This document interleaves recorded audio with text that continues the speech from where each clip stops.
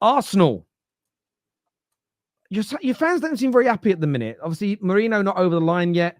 There's the links to Osimhen that obviously come out from Damasio today. A lot of Arsenal fans in my comments saying, Terry, please stop spreading these lies. There's no way we're looking at him.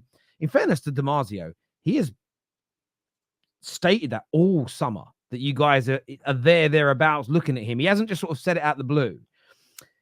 Eucharist news has gone very, very quiet. Like, what are you hearing as an Arsenal fan? Obviously, much closer to it than LB and I. What are you guys doing? Because it feels like you've got a couple of big signings on the horizon, but the horizon doesn't seem to be getting closer. Yeah, you're right. Calafiori's come in. Emil Smith-Rowe's gone out. I believe we will see more outgoings. Rumours of Jacob Kivior going to Serie A. Rumours of Reece Nelson going to Leicester. Rumours of Eddie Nketiah. Reports are suggesting that could be breaking down because Marseille are not prepared to pay it and Arsenal are wanting more money. I've said my piece on this and I'll happily say it again. I thought 27 million euros for Eddie Nketiah was pretty fair, to be honest. 23.5 million pounds that costs. Smith Rowe is 27. He's not better than Smith Rowe, is he? Eddie Nketiah. Let's just be real. He's played more minutes than Smith Rowe, but he's not better than him. So I thought that was fair. Some people would say, no, it's not, because Liam Delap went for 25 million and Elliot Anderson went for 35 million. So Eddie Nketiah is worth more. Eddie Nketiah just didn't score away from home the whole of last season. He's really not that great of a player. Like, he's all right. He might go and score a few goals for Marseille or a few goals for a Nottingham Forest or a Fulham or Wolves, but he ain't going to take them to the next levels. This is a player who's okay. So for me, 23 million pounds would have been okay, but Arsenal were trying to hold out closer to 30 to 35. That could stall things. Reece Nelson, the loan of an obligation. I think, again, Leicester want to pay about 15 million, which I think is probably a fairish price for Reece Nelson. Maybe a little bit more we'd like, closer to 20. But we're asking for 25, they're saying. So what we want for the players and what people are prepared to offer is why these deals are holding it up. And that essentially is why potentially it's been held up for us actually to go and sign some of the players, because we're trying to get players out the door. Striker situation is why the fans aren't happy. Because you said Arsenal fans aren't happy. That's because they want a striker. Now, I understand that there's links with Osimhen, there's links with Gyökeres. Tony and Watkins have never really been linked, and Isak is unrealistic. So, really, if we're going to get a centre forward, it's going to be one of those two. They're going to be around about the same price. Osimhen, I imagine, is probably going to be about 80 million plus because Napoli want close to his release clause. They've said, however, that they don't want him at the club. He's not taking part in training and stuff like that. Obviously, Conte's there now and wants Lukaku. So it looks like Osimhen's been frozen out and he will be leaving to go somewhere. And with Victor Gyökeres, there's a release clause of 100 million euros, which works out around about 84 million pounds. So he's going to be a similar price to Victor Gyökeres. It really depends what Victor you want. And I look at what Victor Gyökeres does and I look at what Victor Osimhen does. And if I'm honest with you, a couple of years ago, everybody would have said Victor Osimhen. But if I'm looking at who's on form right now, Victor Gyökeres is absolutely flying. 58 goals and assists in 50 games. And you can throw back this in the Portugal League, blah, blah, blah, and it's easy over there and stuff like that. Well, I don't see many people in Portugal putting them numbers up, if I'm honest. Sometimes you've got to take a risk. He has got experience in England. I know it was at Coventry, but actually he was really good over there as well. So maybe he's the guy. There is not a number 9 at the moment. And I go back to what LB said, other than Isak, that I think guarantees Arsenal the 20 to 25 goals that gets Arsenal across the line. So it may be for another season, which is why Arsenal fans are angry, we don't go and get a striker, which I think would be bad news, in my opinion, because we need a killer. Even in pre-season games that I've seen in the last couple, a killer is absolutely missed. Havertz, Jesus, they're not clinical enough, man. They're good footballers, but they're not number 9s that can guarantee Arsenal 20 to 25 goals, in my opinion. And I don't think that is good to keep those two there. So Mikel Merino is the next one that we believe to be getting in. He arrived back from holiday yesterday. So I imagine that Mikel Merino deal will probably be the next few days. And then after that, I honestly believe we need 2 more. I don't know that we're going to get these 2 players, but the 2 that I would go for would be Eze. Release clause, activate the release clause of around 60 million with some add-ons. I think he can cover for Odegaard. I think he can cover for Saka. I think he can come in at the left 8. I think he's a baller. Someone who's ready now, 26 years old, Premier League proven. I think he'd be a phenomenal signing for Arsenal. And the other one is Victor Gyökeres, because I think at the moment, if you go for on form and who's looking like he could come to the Premier League and be physical enough for it and actually can deliver, I think we have to take a risk on him, because the thing is, people will say, hold off and buy Isak in the summer. Or two things. We don't know that he's available next summer either. And also, I'm done waiting, I've waited for 21 years to win this title. Yeah, I don't want to I wait hear again. ya. You know what I'm saying? I don't want to wait again for, maybe next summer we could get a striker. Well, it's been 5 years and we bought Jesus, Havertz and Trossard. None of those are number 9s. None of them have replaced Aubameyang yet. So what are we doing? So we've got to go and try. And if you sit there and go, Victor Gyökeres is £84 million, he gets 20 goals for Arsenal, wins us a title, are people going to go, that was a bad move? They're going to go, that was the right move. So you've got to take risks in football, man. You've got to go and take risks. So for me, after Mourinho, I'd like 2 more. And they're the 2 names I'd like. So let's see where we go. Interesting. I mean, why don't you go get Isak now? It's a good point, LB. Apparently, he's not available. And Newcastle said he's not for sale. Now, I'm with you. If we've got 150 million, go lump it on him. Brilliant. I don't know if we have. If that's what's going to cost, I think it's worth it. Because for me, I think, guarantees Arsenal winning a trophy, if not the Premier League trophy. Because I honestly believe he's that good, man. I honestly believe he's that good. Well, I've said this all along. I think Mourinho will happen. I agree. Holiday will come back. If you sign Gyökeres, Osimhen, Isak, and City sign nobody else from this point, Arsenal, for me, become the marginal favourites, and I think we'll win the league.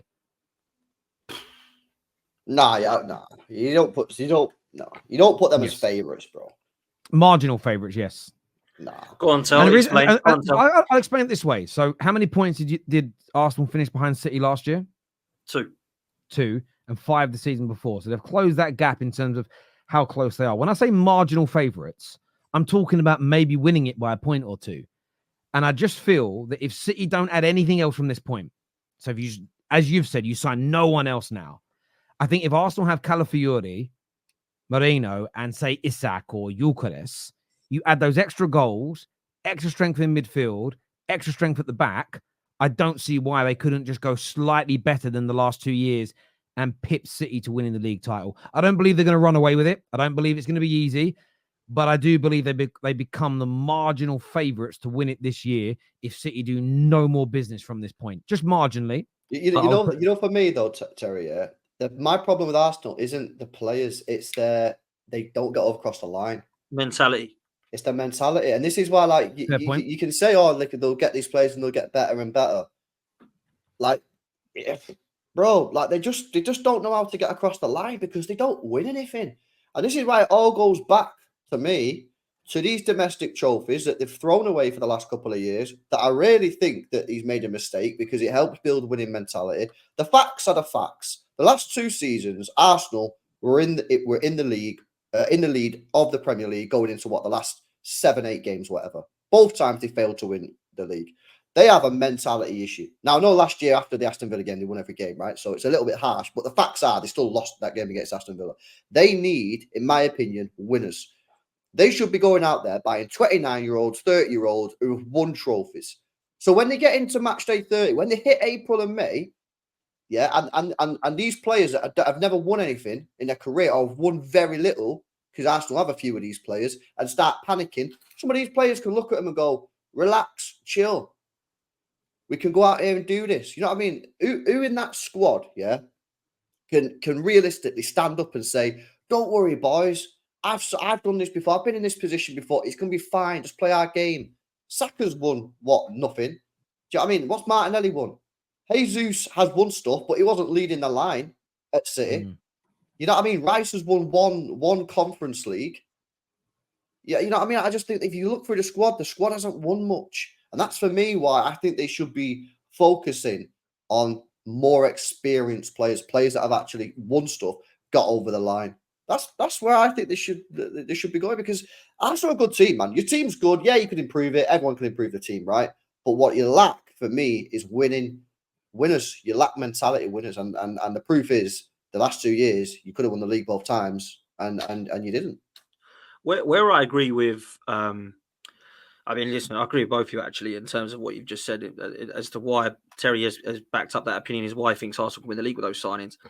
I actually agree with LB as well, because I look at the big away games last season that Arsenal went to, and we didn't manage to get across the line at Bayern Munich, at the Etihad, at Anfield, at St James Park, at Villa Park. We didn't win any of those games.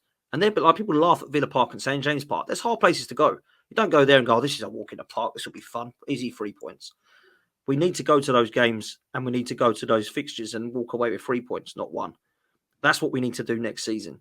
Where I kind of understand where you're coming from, Terry, is last season we didn't have a finisher and we weren't able to get across the line in certain games, like the West Ham at home game, like the Fulham away and home game, like the Chelsea away game, and actually have a killer to go boom. Do you know what I say? It? Even the Etihad. If we would have had a killer in the situation in the positions of Jesus and Trossard, we probably would have beaten Man City. So people say, don't need a striker. He scored 91 goals. But you've still had given opportunities there where you need to. Bayern Munich is another game as well. Liverpool, we went out the FA Cup. Should have been about 3-0 up in 28 minutes. We're all over them. Didn't have a killer. The other thing you say, Tel, is the Calafiori signing and the Marino signing, when that does happen, that sorts the whole of our left-hand side out, which I think will allow Martinelli to flourish. And I think, for me, the left-hand side of Arsenal, where a lot of our goals were conceded, with Zinchenko there, with Kivior makeshift in there, that was a big problem for us. Big problem. So for me, I think if you've got Calafiori there now, and Timber there back as well, people have forgotten about, who's now back, thankfully, from injury, and Marino coming in on that left 8, which I think he'll play. I think Rice will go into the 6 now because Partey and Jorginho can't be relied upon every game. That will then allow us to be solid. If we go and get that striker after Marino and Calafiori come in, yeah, we have the striker that everyone goes, oh, fair play. Arsenal have absolutely no excuses not to win a trophy this season. I'm not saying we need to go and win the Champions League. I'm not saying we're going to do a double. I'm not saying we're going to go and get the Premier League across the line. It'd be lovely to do those things. If we don't win a trophy, then what are we actually doing out here? And people will sit there and say, you're out of order for questioning Mikel Arteta if he doesn't win another trophy. Why? If we've got all the pieces of the puzzle here, why is it not okay to question the manager if he does not get us across the line? I don't get that, personally, for me. Because it was 9 years we went without a trophy and Wenger was handed out. We're 5 years in now without winning a trophy. So we're over halfway now of when we wanted someone who won everything in football pretty much. 22 years at the club, a legend, one of the best that's ever been there. And we were hounding him out. So we have to raise the standards at this football club, man, and start demanding silverware as a fan base, because there's too many of the fans that just, well, look at what he's done. Look at Pep coming up against all this crap. And I agree, and that's why there's got to be balance in those conversations. I don't like either end. I don't like the ones that don't acknowledge the growth, and I can't stand the ones either who doesn't matter what happens, we just stay doing what we're doing. I think you've got to be balanced in that. But to the point I think both myself and LB made, I think if you make those signings, I think we'll get an answer to that debate, whether or not it's a lack of quality that stops you from winning the leagues or a lack of mentality. Could be an element of both as well. I'm very, very open to that idea. But look, I still think City might sign somebody else between now and the end, and it will change my view and my opinion. Now, they go and sign Bruno Guimaraes and add into that team. They'll sign someone, trust me. Then City are my favourites if you get my drift. This is if they get Osimhen on a loan with an obligation, they can sign him next year, even with a ban. Did the same with Kovacic. That's true. That is true. Look, boys, I want to thank you both for coming on. Always a pleasure to speak football with the two of you. So all of our super chatters, everyone has hit the like button. Thank you. Go and check out Stocks FC right now. Scan the QR code or click the link below. IPO is out today for Erling Haaland. Go and check it out. We had a super chats come through from Harold. Hope you're well, mate. He says, problem is Man City can get 100 points. Haaland will have a redemption season after a diabolical 38 goals in 45 games. Might need the Premier League points record to win.